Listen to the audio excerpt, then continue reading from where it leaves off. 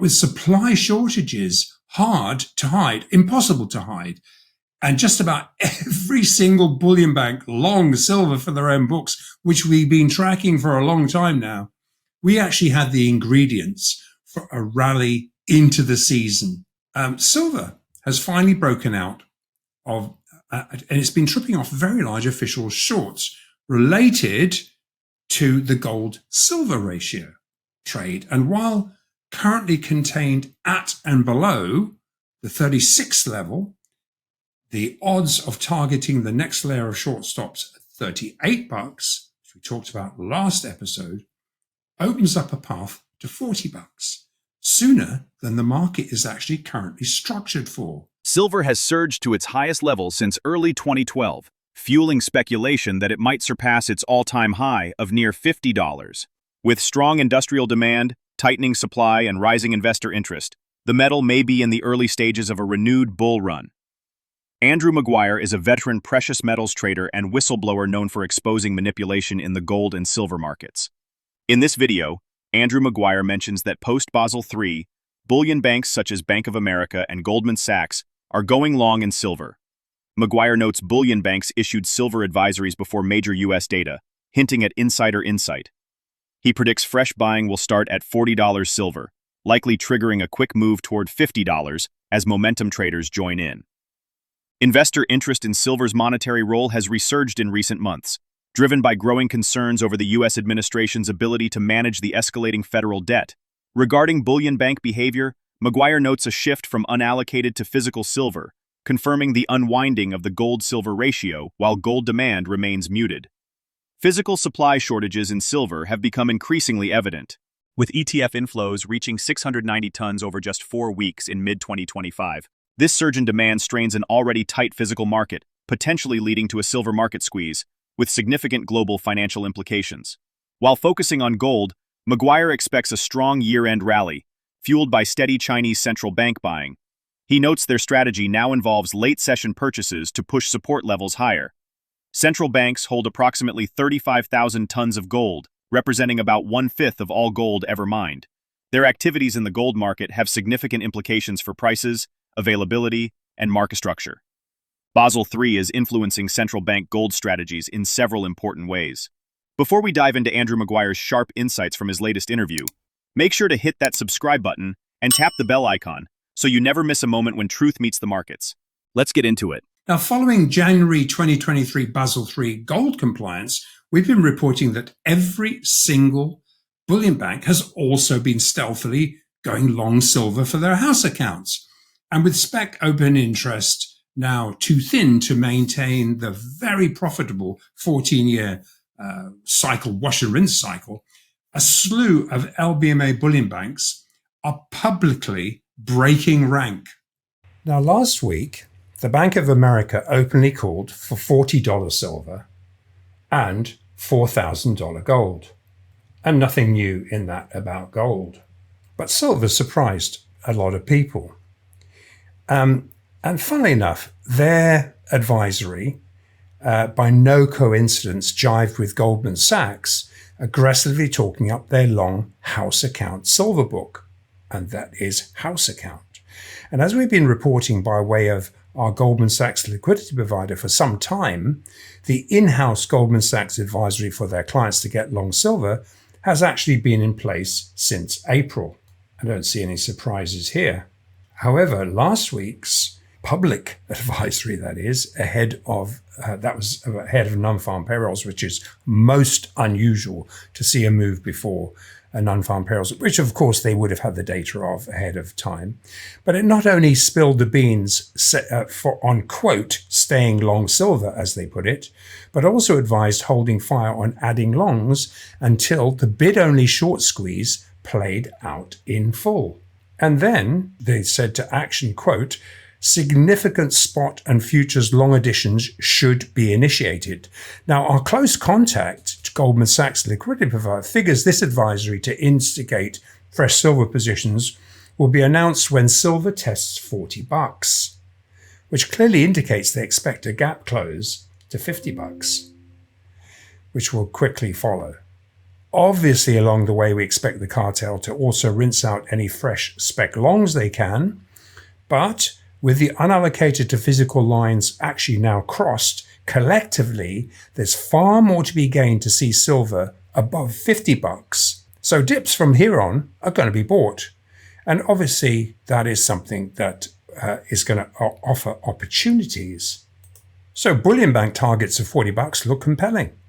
However, tagging $40 will spill blood in the water, attracting momentum-fueled sharks who will undoubtedly want to test for buy stops above all-time highs before seeking to ring any kind of register. And as we've evidenced at every spot round number being taken out, pullbacks to these round numbers have become bricks-centric supports. And once 40 becomes support, and once those stops are breached, it will become support. And the rally to close the $50 gap will commence. The bigger clues are all there. So while gold has been contained between 3,300 and 3,400, still is at the moment, silver has finally broken out of, and it's been tripping off very large official shorts related to the gold-silver ratio trade. And while currently contained at and below the 36 level, the odds of targeting the next layer of short stops at $38, which we talked about last episode, opens up a path to $40 sooner than the market is actually currently structured for. So really, in summary, while the unwind of the ratio trade is short-term weighing on gold, Asia is buying, and higher stair steps are being anchored in both. Following the Bullion Bank advisories, silver open interest, the silver futures open interest, which is easy to track, has ramped up significantly, as you can see here, with the CME physical silver cover also ramping up into a race to repatriate. Now, we're recording this episode on Wednesday the 11th, and as of yesterday's data, the 4-week change in the SLV ETF exchange evidences an inflow of over 690 tons, with actual total net inflows with all of the various ETFs, etc., at 1,073 tons. That's the 4-week change. That's a 4-week bullish change. Now, whereas gold open interest has stayed muted, evidencing the gold-silver unwind, the short squeeze is underway. So gold is coiling for an end of second quarter rally. So we're looking medium, long-term. Gold continues to coil extremely bullishly for a very strong end of year close. Now, while very short-term feedback from our physical-facing liquidity providers indicates that while the banks lean into this unwind of the ratio trade, commercials exposed to a growing wall of still undelivered T+1 delivery obligations will be short covering at and below any dip into 3,300. That is, we've been witnessing that for some time. And note that pretty much all the last 10 or 12 fixes have been above 3,300. So there might have been dips below, but this is all game stuff. They don't really want to deliver central bank size into where these orders are, at the fixes, that is. Now, given the consistent Western capping attempts, as we outlined last time, we had pointed out China's change in strategy from the immediate buying Western end of session dips. So the West sells at the end of the day, and then Asia, we used to be quick to buy it. And we talked about this strategy change last time, where they reverted to employing late buying, allowing the West to continue to, and obviously we're talking about, there's two different categories here. There's speculators will come in and buy straight away, but we're talking about the institutional money, the pension fund money, the central bank money, sovereign sized money. What they're doing is waiting until later in the session, and so to capitalize on these dips, and reverted to employing into, then what they would do is then you'd see suddenly a well-attended AM fix. So that was their strategy. We outlined it last time. Now we continue to evidence this. However, once 3,500 gold is breached for a fix, we expect Chinese traders to front run a race to 4,000. Now we saw it when the Shanghai Futures Exchange launched. We saw the relentless buying, momentum driven, but long enough at each stage to bring the physical level, the support levels higher. That's how stair steps are formed. And when we look at the COMEX data for gold, the distinct lack of, you see it, of long Western market participation is incredibly bullish, as it limits the sell ignition triggers. In other words, bid pull, try and target some stops, long stops, create this sell ignition. Everyone races to get out. It makes it very difficult. So therefore, the dips are shallow.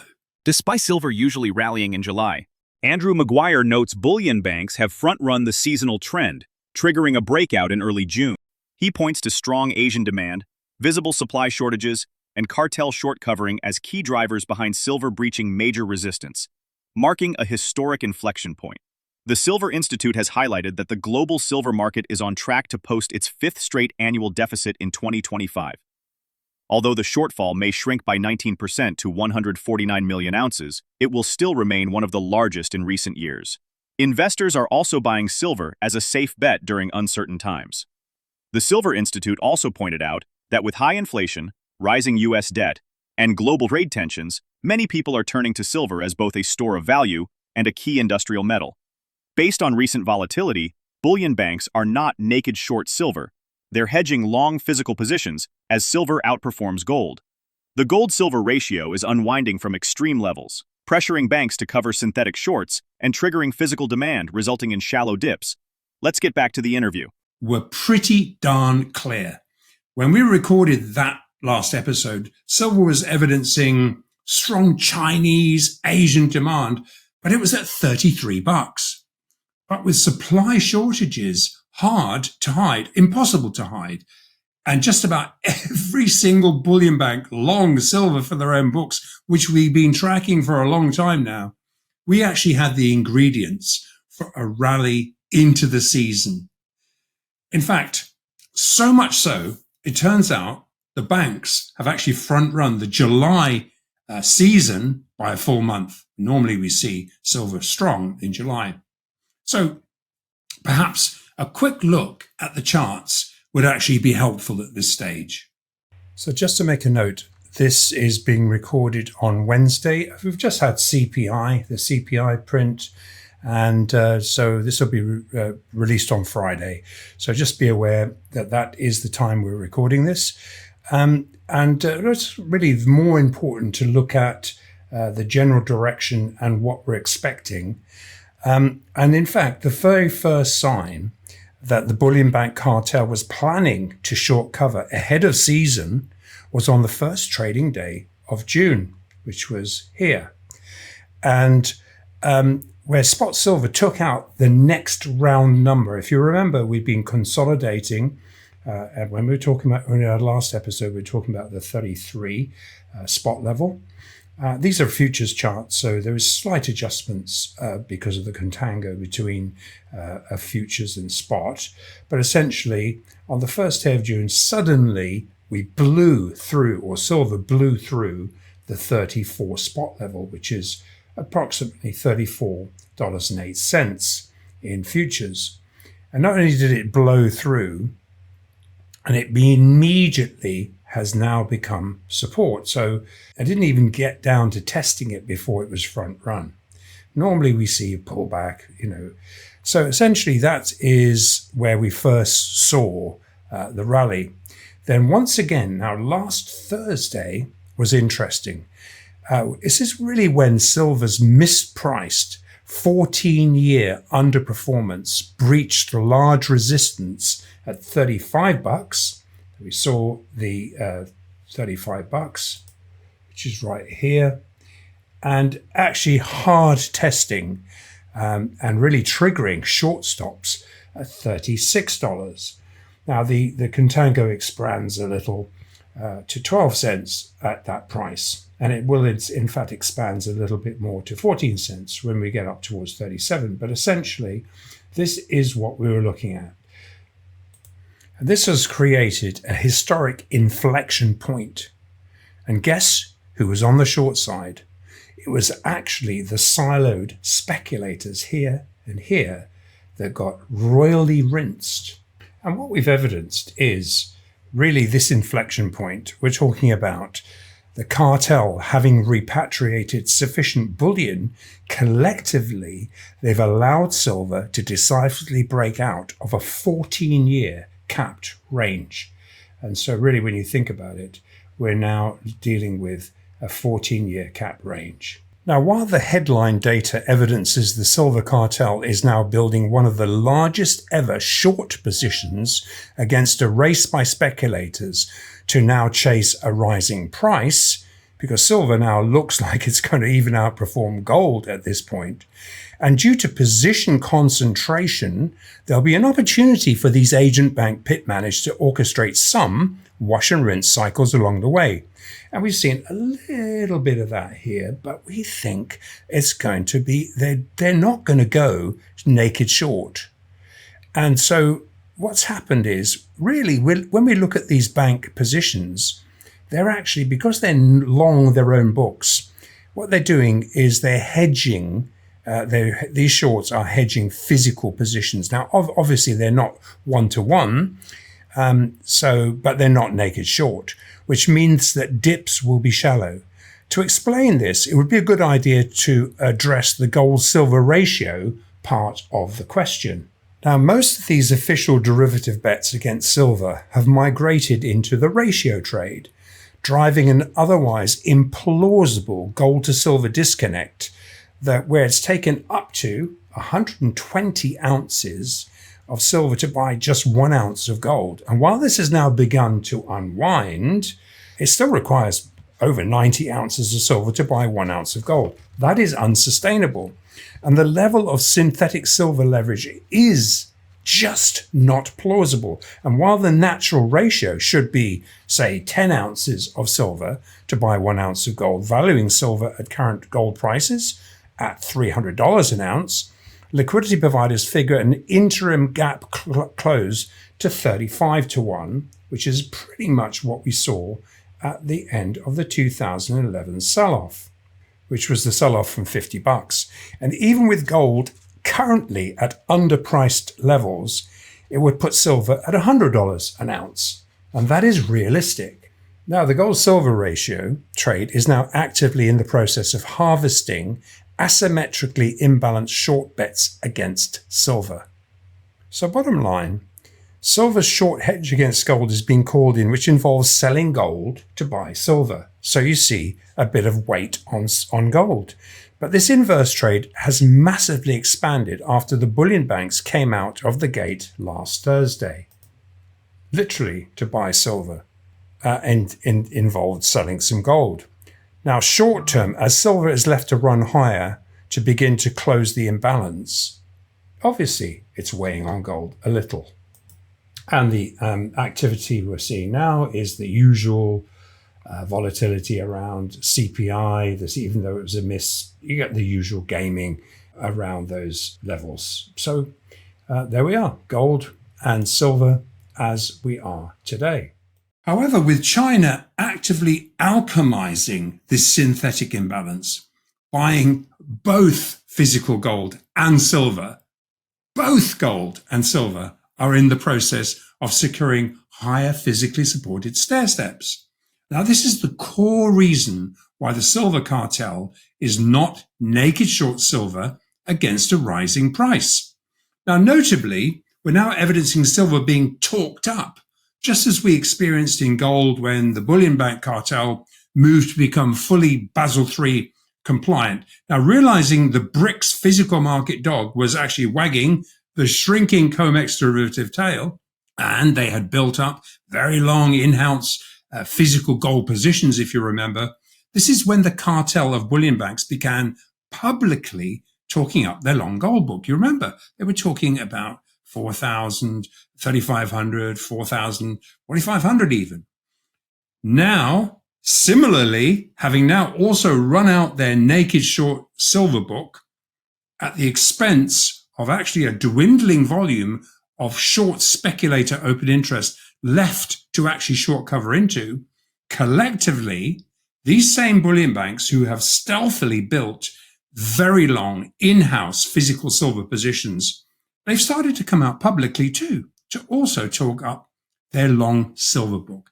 And yes, there's going to be opportunities for the cartel to rinse out some low-hanging momentum longs because they're going to jump on board for the ride, and they're going to borrow silver from the bullion banks. So obviously there'll be some targeting of that along the way. But let's look at why those dips are actually going to be shallow. And in the past, we've seen huge discounts following through. Now, while silver is not technically, of course, Basel III compliant, unlike commodities, it also trades as a foreign exchange cross, which means that the silver leg of the currency cross, because it's money, benchmarks the unallocated silver price at the fixes. It's money.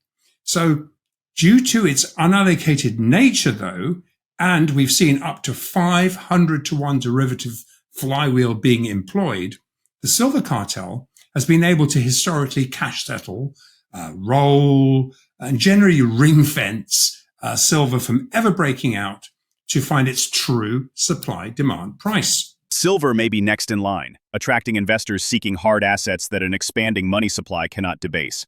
What's different this time is the acceleration in industrial demand for silver, especially from the clean energy sector.